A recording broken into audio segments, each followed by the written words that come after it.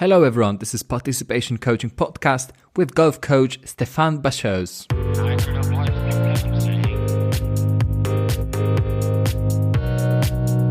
Welcome to the second episode of the Participation Coaching Podcast, this time with a master beginner golf coach, Stéphane Bachoz. Steph has some incredible results with beginner players. Go to the website ParticipationCoaching.com to see some of his videos. It's really extraordinary. In this episode, Steph will talk about his approach to coaching, how he achieves those results, and his coaching system, Flow Motion Golf, as well as his background story, how he got into coaching in the first place, what he does with beginners.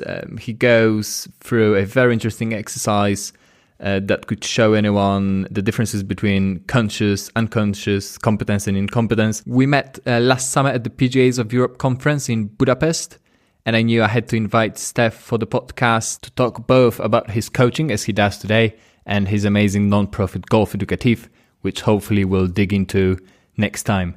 Without further ado, please enjoy my conversation with Steph.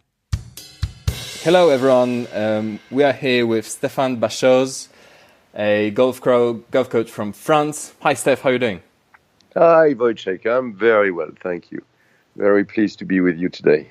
Thanks for coming. So Steph, if you could just tell me a little bit, or the listeners, what you do these days, maybe just a little bit about your journey, how you got there, just in a few sentences, so that people know where you come from. Yes, I changed my life 25 years ago just to dedicate my life to golf, and I was initially working in a business company like a lot of people, but I was so passionate by golf that it changed my life 25 years ago. And on my way to change my life, I met Bill Owens, which is a Welsh golf professional. And this guy just created 25 years ago a very special way to teach everybody how to play golf in very, very short time. So since the 1991, now he created this in 1991. I work with him since 1995, and I think I can say I'm a real beginner specialist since, because this way of teaching and this way of giving the tools to pupils to understand how to learn a golf swing as natural as they walk, we use it now for the last 20 years, and it is very, very adapted to beginners, not only. But I can say I'm very good for the very bad. And on my journey, on my way of learning things, I had finally the chance to work with a few players on the European Tour, like Marc-Antoine Fary or Philip Golding. I'm still working with Philip Golding, a UK Tour player who won the 2003 French Open. Mm-hmm. And I'm very pleased about the result we had together, because he was in difficulty, let's say that, in 2010. And since we were working together, we've got 4 victories on tour, which is a very good result for a beginner system.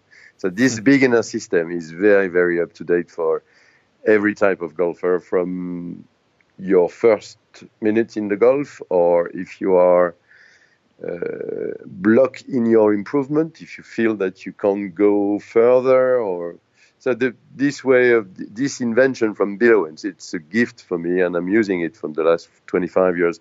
But again, my real passion is to help people who's got problem, and especially beginners.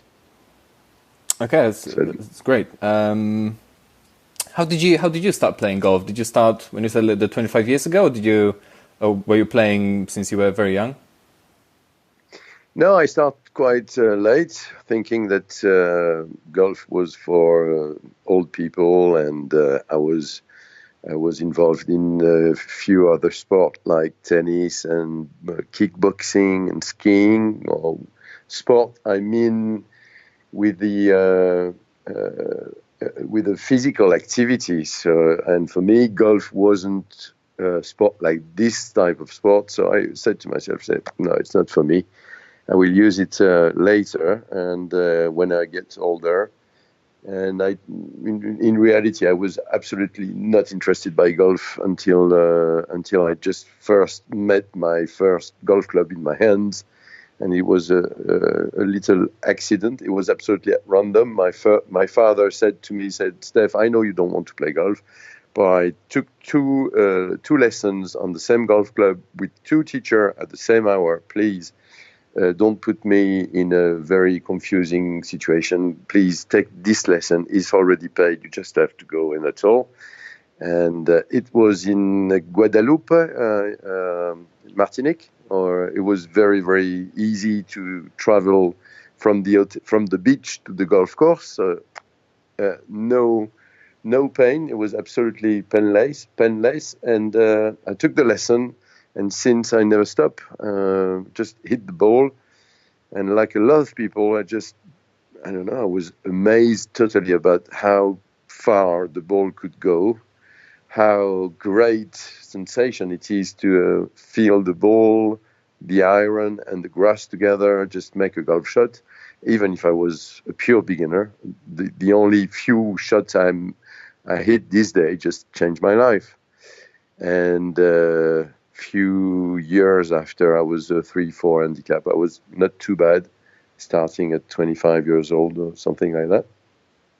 And so at 29, I was 4 handicap. And I said to myself, probably the game is made for me, or I missed something. I should have started earlier, that's for sure. I don't want to regret that at the end of my life, so I need to go and go through my passion. I need to find a way. And it was a very difficult situation or decision to make, because I was earning a lot of money in my company. And reasonably, I was asking to myself, who's going to pay me to train me to be able to have the level to play on the tour, or to win some money, or to be a coach or whatever. So reasonably, I stop my dream and go back to the work and say, okay, let's go on this way, and let's forget about this. And 3 years after, I just had my wake up call, or something you call that like that in English. Wake up call, and I had a testicle cancer.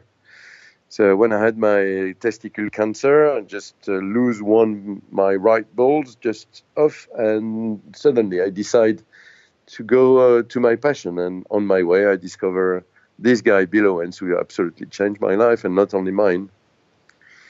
So this is how it starts, and it still is absolutely a love story between me and golf, and what I learned since that day, because from that way of thinking, just what Bill gave me at that time, and we're still working together. So he's still giving me a lot of. He's a genius, just much more in advance about learning, and so what he gave me for all those years just opened my mind to learn so many things, and I'm now very, very happy to be able to share what I learned with my pupils, and I hope they are also happy golfer. That's the aim. Make everybody play and make as much happy golfer we can.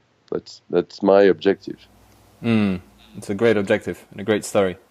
It's very interesting that you're sort of like a full stack coach, as you said. You're a beginner coach, but then you also coach 2 players. How do you think that differs? So sort of we can divide it into the participation coaching and the performance coaching.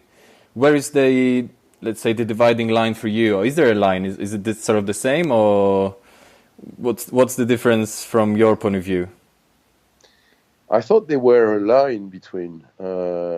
In reality, in my mind, until I start working with tour players, I thought I'm not able to, because I'm not that good. I'm not that type of expert like all the coaches I can see on television or magazines or website, wherever. Sean Foley, Anne Canny, Bachoz one.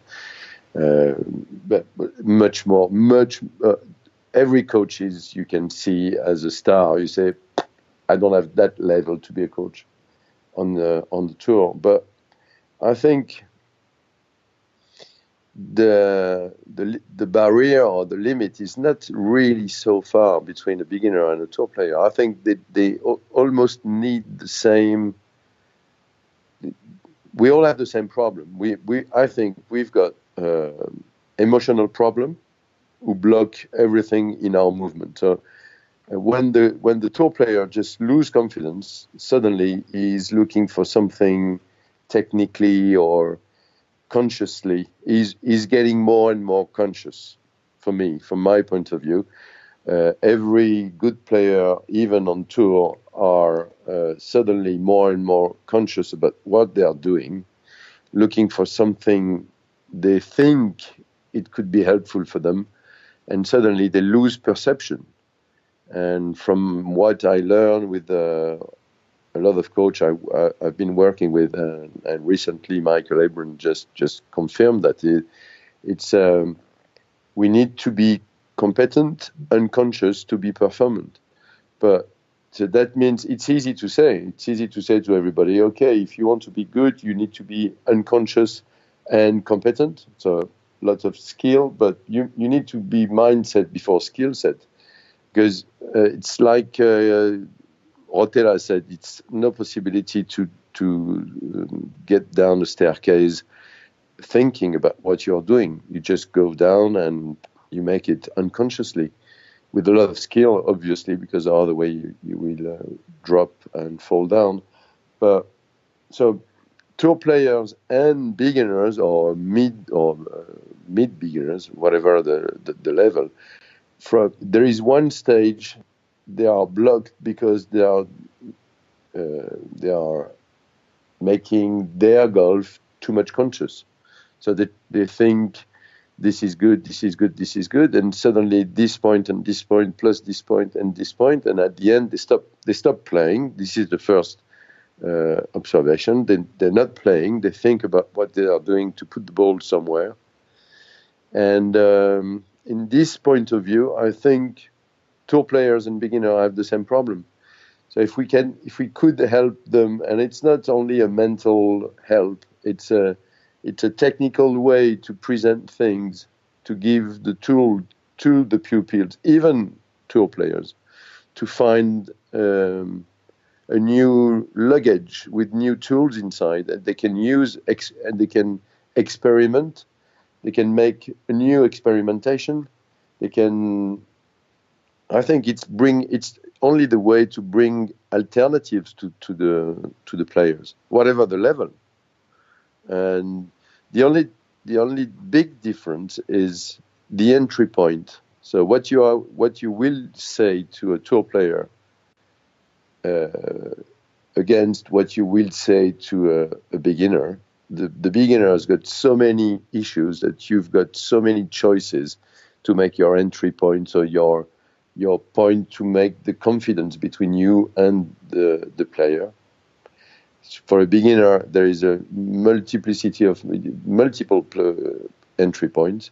And for a tour player, the difficulty is if you don't have the good eye or a sufficient experience in your background to say, okay, I can see this could be the issue, and this is what you could find as a tool to make you more aware about how can you be different, not better, but just different. So the tour player, the difficulty, it's the entry point is so small that if you miss that, you miss the confidence between the player and the coach, and then the work is over. So, but for the rest, I'm sure that there is a lot of similarities between tour players and beginners. But you need to have more and more knowledge to be able to don't mess up with a tour player, that's all. But the problem is the same. How can make them more competent and more unconscious? Like that, they can play more naturally. That makes perfect sense. So what does your, let's say, like a first hour with a brand new golfer look like? You get someone that's never played golf before. What would you do? Observe.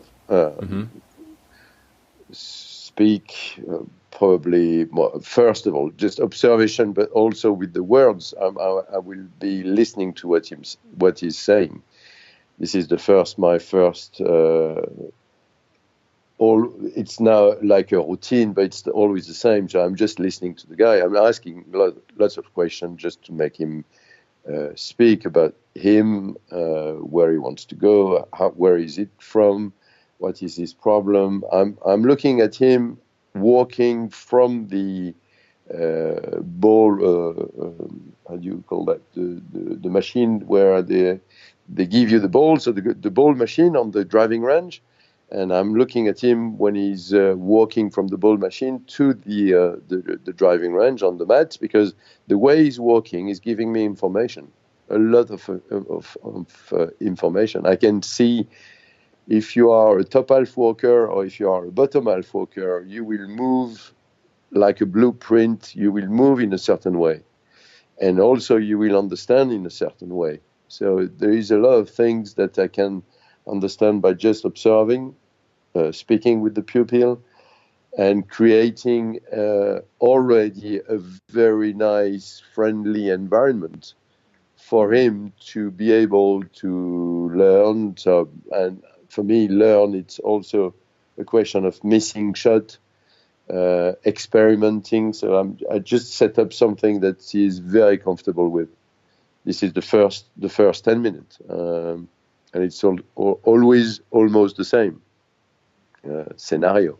Then after make a small warm up, obviously no warm up, no activity, but after the small warm up, we just I look at him, just video him, just to see how looks his what his swing's looking like. I'm saying to him that everybody is born with a golf swing. It's an inner movement. It's an inner pattern. There is a blueprint inside you. So normally you don't need me to explain you what to do. You already know what to do. And I'm telling them that they are very, very surprised when I say that, saying, yes, but my work, it's not to teach you what you need to do. My work, it's to help you to come out with what you already know. Yeah. So after looking at me like E.T., they start, yeah, absolutely, E.T.'s, no way. Well, I think they are quite pleased to know that they don't need to learn that. They know already how to make a golf swing. That's great. So they are surprised, but yeah. Would you always start on a driving range with beginners? Yeah, most of the time. Okay. Most of the time, because I'm working a lot on driving range, and there is no golf courses. Right. So okay. the places where I'm not working in golf club. I'm working in few golf clubs, obviously, but so quite often is on the driving range. If I can just go on the golf course with them, why not? But I will go on the golf course very quickly.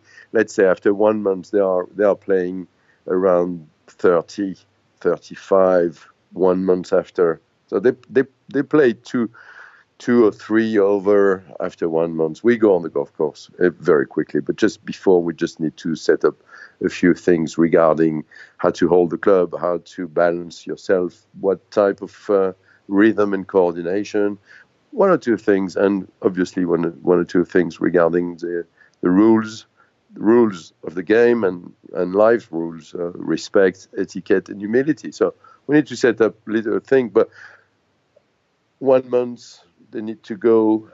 They go and play anyway. I love when my pupils don't come back. They just call me and say, "Steph, I play 10 over on 9 holes. They play only for 6 months. They are fantastic, fabulous." They say, "Wow, that's great." See. And they come and see me maybe one or 2 years after. So there is a lot of people just came for, let's say, 20 hours, 15 hours, 10 hours. And when the job is done, they go and play, which is the main objective. And then they speak to their friend. Their friend is coming. Like that, everybody is happy. I don't have the same pupil every week.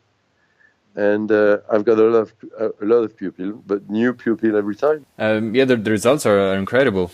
What you just said. Yeah, let's say it's another way to see it. If we are giving people the possibilities to go and play very quickly, it's not. I'm not afraid to lose my pupil. I will find much more pupil because those players will speak to friends, and friends will come to me and say, "Oh, my friends just play in 1 month. That's great. How can I do the same?" So okay, let's go, and then bye-bye. And there is obviously a few other players. You say, okay, I want to be better and better. I want to stay more time with you, which I say, okay, no problem. What is your objective? So this is the first setup. And then after make them show me their inner swing, and I can see a few few issues, obviously. Then I explain them my way of seeing things, the way Bill Owens just gave me that 25 years ago. He said, swinging and walking, it's the same. So you know how to walk. We don't know how to explain how to walk. This is the problem.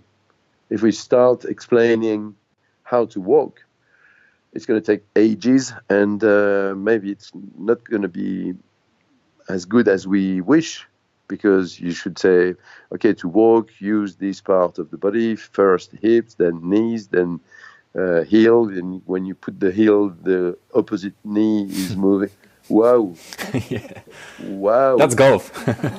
That's golf, yeah. That could be golf. That could be. I think it's changing. I think now it's really moving from this point, or everything was seeing in detail, and I think it's no possible to explain how to walk, and it's not possible to explain how to swing.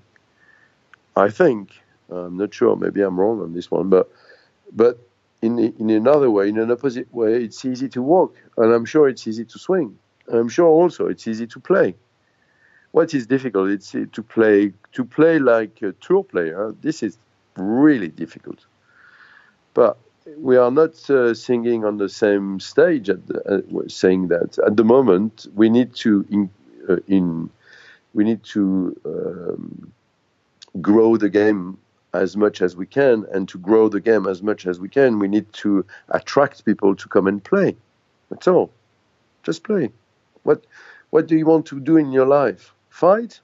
No, play. Good. So let's play with us. Let's play together. And let's play sufficiently good to be an happy golfer. Good. And then let's see what's going to happen after. Just after that. After you got your basic, it's inner, it's your golf swing. It's the same way as you walk. If you walk fast, probably you will swing fast.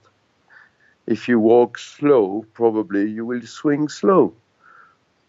Just have a look at Padraig Harrington and Ernie Els, two types of golfers. One who walks fast, the other one walks slow. There's not the same timing in their golf swing. So it gives us information about how do you walk. There is a similarity in terms of rhythm, but not only. If you walk with the top first, you will probably use the top first in your golf swing. If you walk with the hips first, probably you will use your hip first in your golf swing.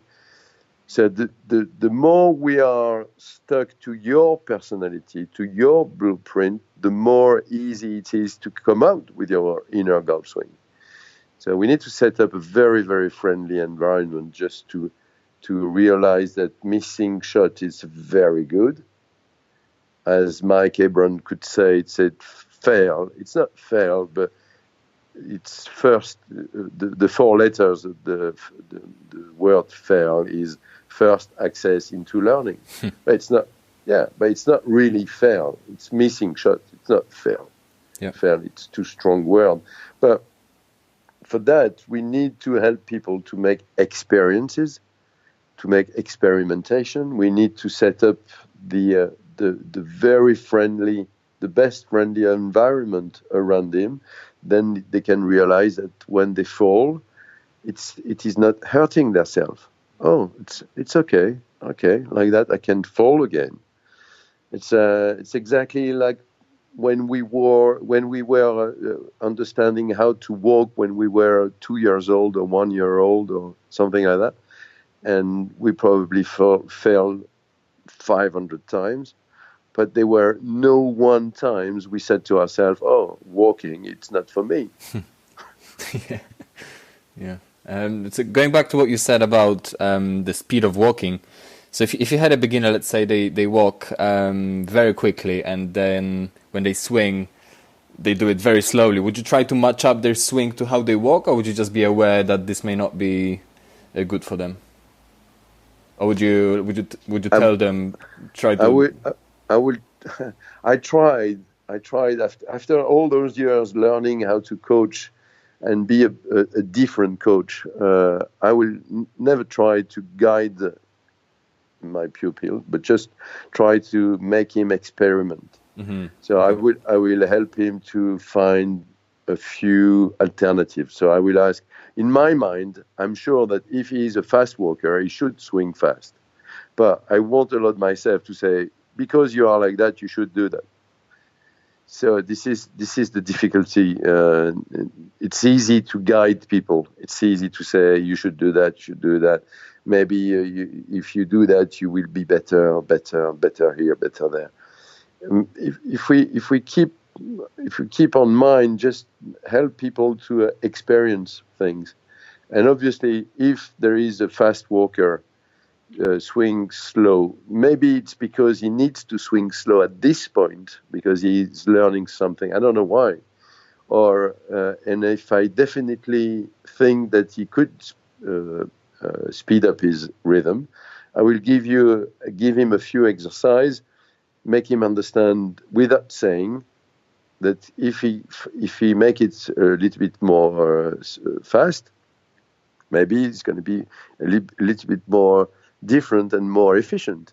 And if he observes that if he goes faster, it works better for him, maybe then he will keep it for him, and he will keep it for a long time.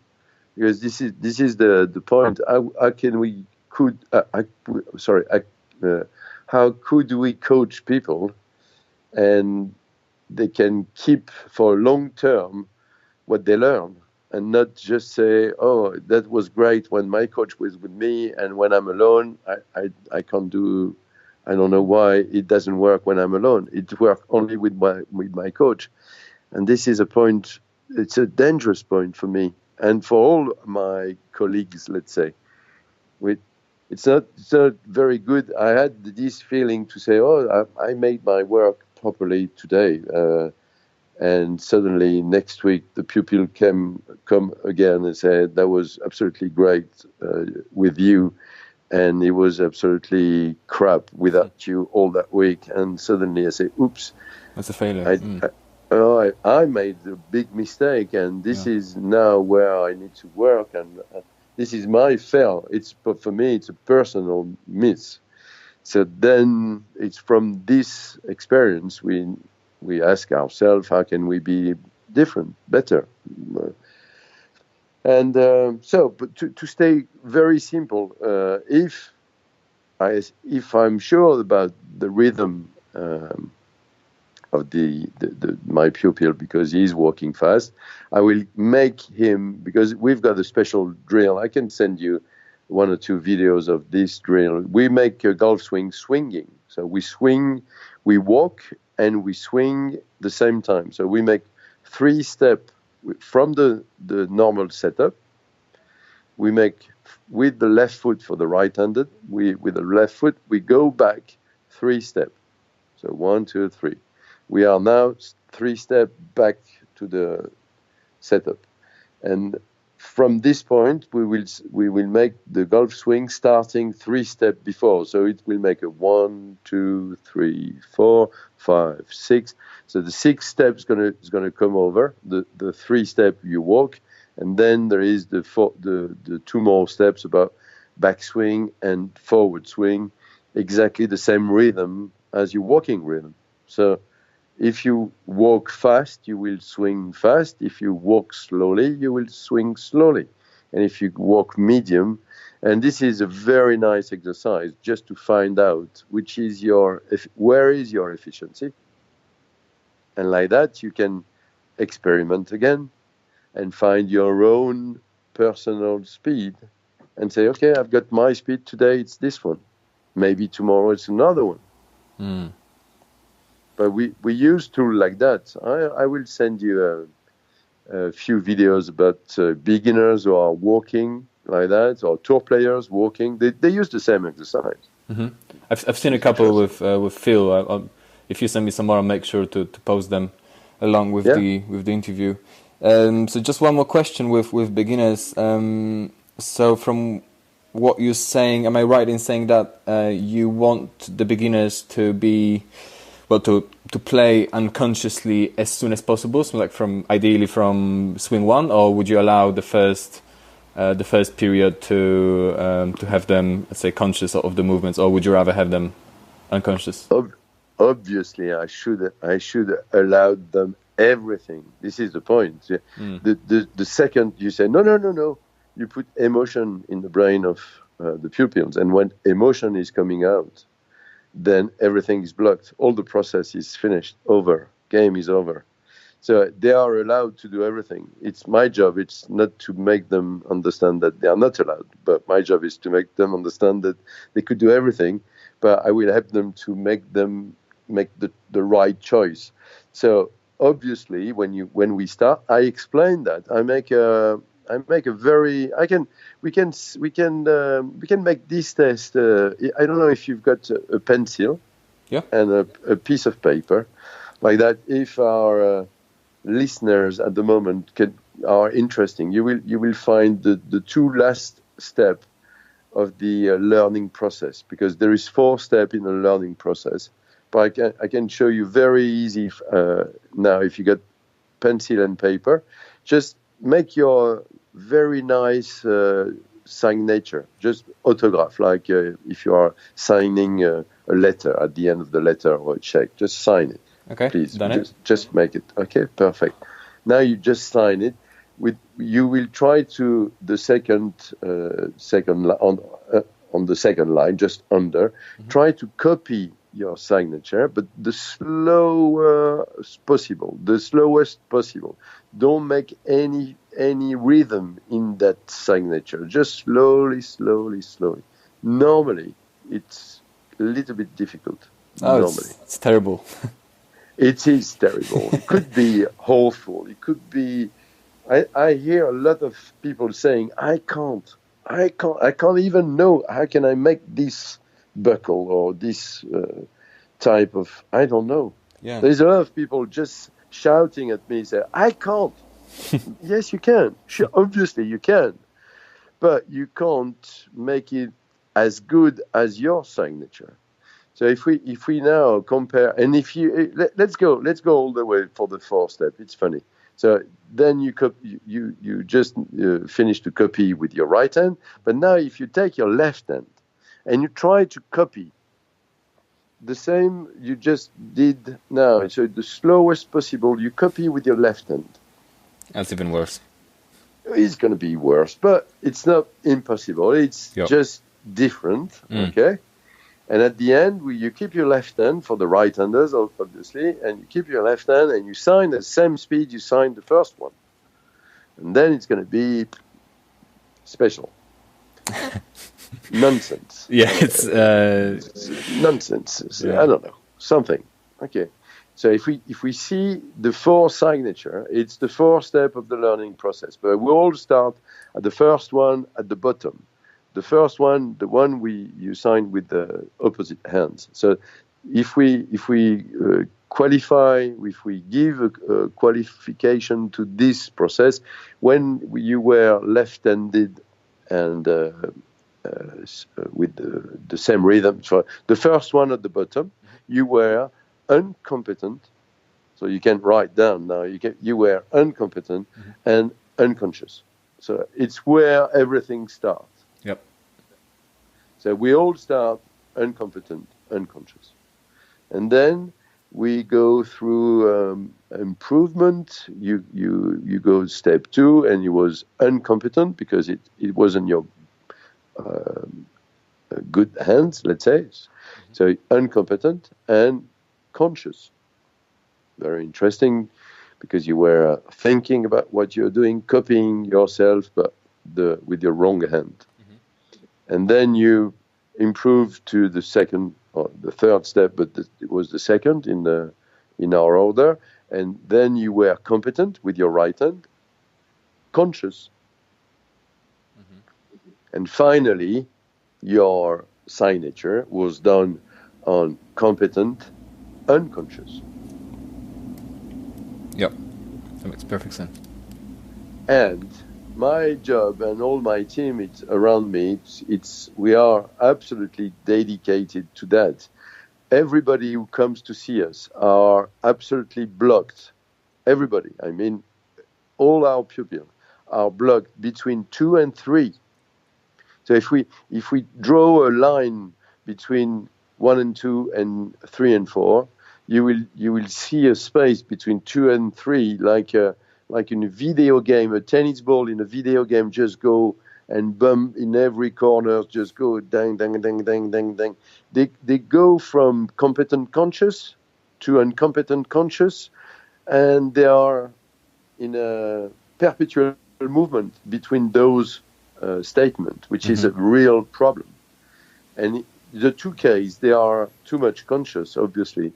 So our work is to help them just cross that line to go and reach the last one, the where you were when you were competent unconscious. Your signature was done competent unconscious. So our work is to help people to go through this line between the second and the last one, because this line is everybody wants to get there, but everybody is afraid, because that means understand, let go. And let go, it's easy to say, it's not an easy to do. No, you must let go. Let go everything. You don't have any control of that. You need to be more unconscious. Yes, but if I let go, I'm afraid to do something bad. But you sign perfectly by letting go. Yeah. So this is the difficult point. So to answer your question, do I allow my pupil to be competent conscious or incompetent conscious? Obviously, yes. But very quickly, we help them to go and cross this line to get them, because we below and set up all the tools for the swing to help you to be competent unconscious. It's absolutely the exercise, for example, I don't know if you see this on my videos, there's a lot of pupils just hit the ball without looking at the ball. Yes, yeah, I've seen it. No closed eyes. The eyes are just open. Never close the eyes when you do this type of exercise. And when you look up, you just find yourself much more balanced. You can take a dot just in front of you, make your normal setup, just take this dot just in front of you, and then you don't look at the ball. And the only way it could work, it's if you have a golf swing with no compensation. If you have a minimum compensation, you will miss the ball. So the only way to be successful on this one, it's to be competent unconscious. So we use tool to provide our pupils the help them to learn what is good and efficient for them, without too much saying, do this, do that, don't do this, don't do that. Obviously, we help them. So for the golf lesson, for the beginners, it takes normally 2 or 3 hours. We do that in tuition. We do that in collective group. And we don't make 1 hour lesson, because in 1 hour, it's too much information. You can't. We need to take time. We need to explain first for the pupil, for the beginners. It's very important for them to understand where they are going. If you want to be efficient, make this forced signature. You will understand all the process, how to be competent unconscious. Yeah. And then you set up the brain. You make something that when the time come on the driving range, when they will be a little bit unstabilized, or they will be, it's going to be like an earthquake, a brain earthquake. Sometimes people are saying like that, say, "Wow, this is a brain earthquake." Ooh, yeah, but where do you want to go? Competent unconscious, is it? Yes. So let's go.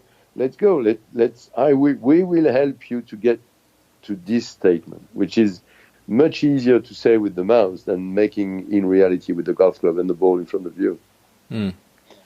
But this is the way we are. This is the very global philosophy, and we use walking as the main process of the learning. So the fourth step of the learning process is these four statements. Now, I hope the pupils and people just listen to us at the moment. If they make this test, they just understand now. Say, "Wow, now I can understand when I think about my backswing or my position half swing, a position just after the swing, whatever. It's good for some time, obviously, but don't keep that too much time, because you will stay competent conscious, and at the end it is not at all what you want to do. Looking at your signature, Sure. you don't want to be competent conscious. You want to be competent unconscious. So just a very quick question: How would you deal with? Let's say you have a pupil, not necessarily a complete beginner. Let's say they've played for a while, and I've had it in my experience. So they sort of know that they want to be unconscious and automatic, and yet when they hit, let's say, one or maybe a couple of not great shots in a row, they start tinkering and start thinking. What's your process to guide them back to being automatic? Is that the experimentation or something else? Go to the bar. Mm-hmm. Yeah. Okay. Go to the bar at that moment. Have a beer. No, just encourage them to understand. Just help them again. Say, why?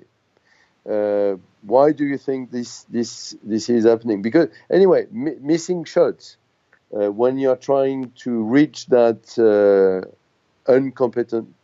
competent unconscious level. So when you try to let go, it's very, very difficult to be successful all the time. And when you start being successful, you can't hit more than 7 great shots a day. Nobody can make more than 7 good shots a day. So this is the first lesson. If you want to be a good golfer, just accept medium shot. Accept that good enough shots. You can play level, easy, with only good enough shot. And you can play level, easy. That's a great idea. So advanced player, obviously they are always complaining about, but this is not working, blah, blah, blah, blah, blah, blah. Okay, so if we've got that problem some stage, I propose them to hit the ball without looking at the ball. Mm-hmm. And they will go from medium shot to no shot at all. Because without looking at the ball, they will miss the ball all the time. All the time. Yeah. It's absolutely amazing to see how much advanced good players and tour players miss the ball. The first ball they try without looking at the ball generally is missed. Tour players. So from this point there is how can I miss the ball? I'm a tour player. How can I miss the ball?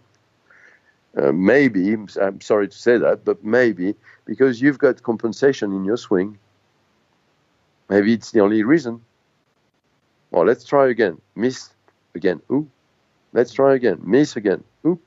Sometime it lasts 20 minutes. Miss.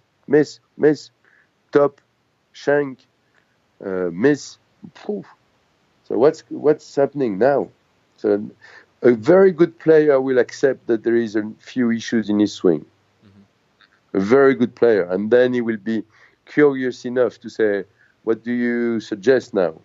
And then the problems are coming for the coach. Yeah. then you need to cross fingers, say, "Whoa, okay, I see that. I just hope that it's going to be a good key, because other way I'm fired out and the game is over." So, yeah. So for an advanced player, when it starts missing shots and it starts being frustrating, and we've got few ways. The first is give him a quick fix. I don't like fixing problem, because I think nobody's got problem to be fixed. But if the guy is frustrated because he's missing now shots and he's losing confidence, maybe we can find a little change in his setup or in his grip or his club position in hands or in his balance. Just put him, I don't know, just a little thing, and it will work in 2 minutes, and then confidence will come back, and then he will go and play okay during the weekend. This is one option, but I don't like the quick fix. And I like to help people just to find more deeper their self. I'm trying to put them in front of them in reality. This is the challenge. And sometimes the meeting is a little bit weird. Say, ooh, I didn't think I was like that. You say, yes, but you are. So, and we've got so many tools now. I'm working with Henrik Lundqvist, who is a TrackMan maestro and a short game maestro. He's the assistant coach of all the great coach in the world. He works with all the best. He worked with Dustin Johnson, Zach Johnson, Alex Noren. He's got a very, very high level player in his hand. So he gave me so much information regarding the data about the laws and how to understand the flight scope and TrackMan data. So we can use this as a new, not a new tool, but if the advanced players can't make it by himself, just by his competent unconscious, then we can maybe help him to be more competent and to be more skilled. He needs to understand maybe some more technical things. But then again, we need to find which will be his drill to come out with the competent unconscious swing. Other way, he would stay at the wrong step, the one where we are competent. So it's difficult to say what I'm doing if I'm treating an advanced player, but I will do exactly the same scenario. I will probably make him walk. All the good players, if I don't have lots of time, they are mess up very often in their coordination, where their arms are not moving at the same speed as their body. There is a lack of coordination between arm, club unit, and body motion. So very, very often. So one of the good introduction for them is to make them walk. So I make them from the setup 3 steps back, and then suddenly when they start walking, the rhythm will be there, the competent unconscious will be there, because you can't be conscious when you walk. You can't think about walking and swinging together. It's not possible. So it's a very good exercise, good tool. And then obviously, like every coach, we've got all our tools in our observation regarding from the setup, the grip, club position, backswing position. Well, there's a lot of things. And finally, I'm using action type preferences. I don't know if you heard about action type. I have, but you can explain it in a few words. Yeah. Okay, so action type, it's research about how you are walking. So if you are a top half walker or a bottom half walker, you won't express yourself the same physically and mentally. So every top half will project themselves. They will stand up slightly in the front support. So they will be like Tiger Woods or Rory McIlroy, for example. They are in the middle front of their feet towards the toes, not on the toes, but from the middle. It's slightly positioned on the middle of the foot forward. And the players like Luke Donald, Ernie Els, Jordan Spieth, and all those guys are back support. So they are walking with the bottom of their body. They use hips to move their body. The opposite, it's the top half move shoulders just to drop their self in the empty space, just to move their feet. So it's not at all the same way to walk. An action type, it's 25 years of research to put the players in his own preference setup. And it helps us to, especially for advanced player, and also for beginners, but for advanced player, they can understand that maybe for the last 10 years they are in the wrong setup, because that was learned by, I don't know, a book, a teacher, or whatever. You could put yourself a little bit more stand, or with the bent knees on the back feet, just more the sensation to be sat on your setup. And maybe this guy is a top half player and he needs to be much more in advance, forward, no angles with knees, almost no angles with knees. And suddenly, just by changing that, you change everything. So action type and Mike Adams. Recently, I just spent 2 days with Mike Adams. I don't know if you know Bioswing Dynamics from Mike Adams. Yeah, I've heard about it, yeah. I've seen some of his stuff. This is very interesting, because you make, after making your competent unconscious blueprint swing, because this is the point in reality, just how to come out with your natural blueprint swing. Then we measure all the segment of your body, so forearms, sides from elbow to shoulders, your size, vertically, your size, horizontally.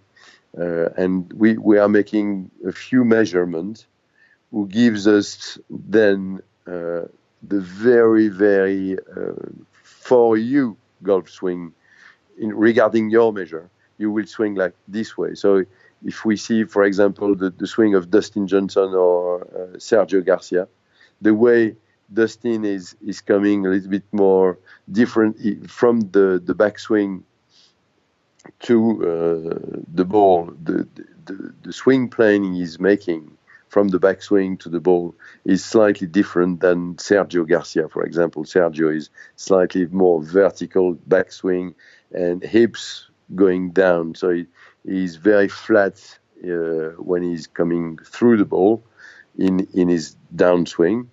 And the only way he could do something different, it's to go to see a surgeon and change his measurement, because this is the only way he could move regarding the measurement of his forearms and elbow shoulder size. So this is very magic for all the advanced players. They realize suddenly that they were on the wrong direction, because they thought they should do something they are not belongs to them. Anyway, it's the same process. Again, it's to consider that there is probably 7 billion human beings on this planet, and 7 billion of golf swing different. So using the walking, it's helping, I hope, lots of people. I can't say we can help everybody, unfortunately, but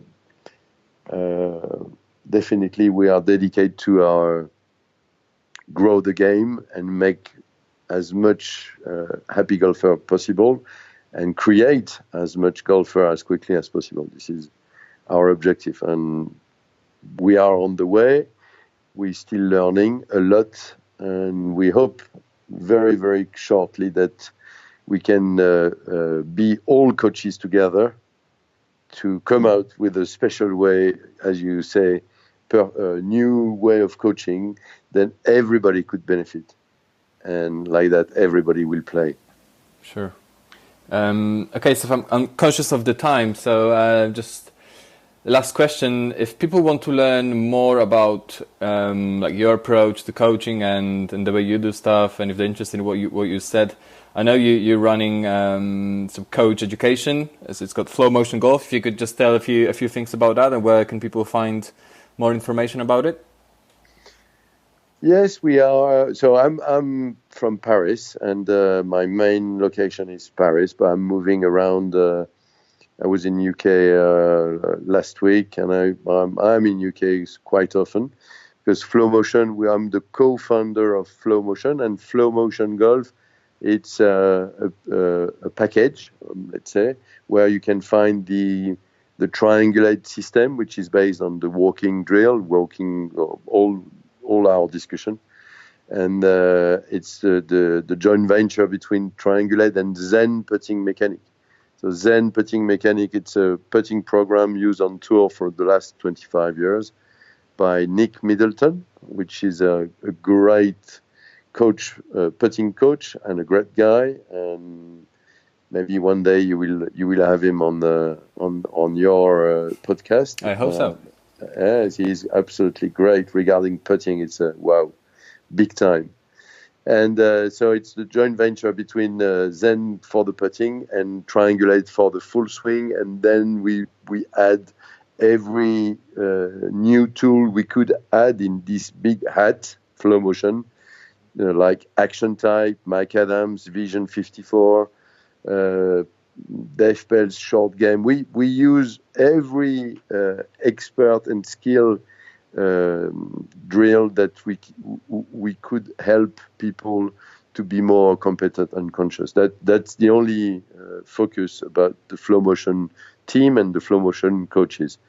And for that, we organize a training course program in France, in Paris, but we are moving around, so it's easy to just drop a mail in triangulate.com. This is for the website. You can also find information on the flowmotiongolf.com website, and I will be very, very pleased to come and visit you in Poland also, as we already said that in Hungary. That's good. It's going to be great if we could travel with Bill Owens for the Golf Educative, because we didn't speak about Golf Educative. It was too much to say, but we'll definitely have a second round, maybe in a few days, to talk about it, because it's a huge topic, and I would love to discuss it with you. Sure, and it's good to separate these, because I think it's good to understand that we've got a very nice tool to help people to play very quickly, and because of that, Bill Owens create that Golf Educative concept, and I will be very pleased to share that with you anytime. So, but it's going to take too much time now. But regarding Flow Motion, it's easy. It's 6 days of tuition. So we organize 2 days, and then we spent 3, 4, 5 months between the second tuition, 2 days, and again 2, 3, 4, 5 months between, just to use it, to make the how to teach. We make the how it works first here, and then there is the second step, which is how to teach it. Mm-hmm. And the aim is not to win some money; it's to create like an army of golf coaches who want to make everybody play as quick as we can to increase the game, to grow the game up, and make more and more people play. So this is our philosophy, and I think you will find lot of details on our two websites, triangulate.com and flowmotiongolf.com. And we travel a lot. So feel free to drop one line on the website, and we will be very happy to answer it. Awesome. I hope to dig deeper into that soon. So any last message to beginner coaches? Any thoughts that you would want people to live with? I think, again, I love to see the changing face of our beginners. I love to see the changing face of our advanced players. And I love to share what our passion, our love for the game. And again, I'm not saying we've got something that the other hasn't got, but we've got something. It works. It works for the last 25 years, and I will be very, very pleased to share that with the maximum people who is interesting to grow the game up. That's great, Steph. Thank you. Thank you so much. Thank you, Thank you, Vachez. Thank you. We'll be in touch in the next few days.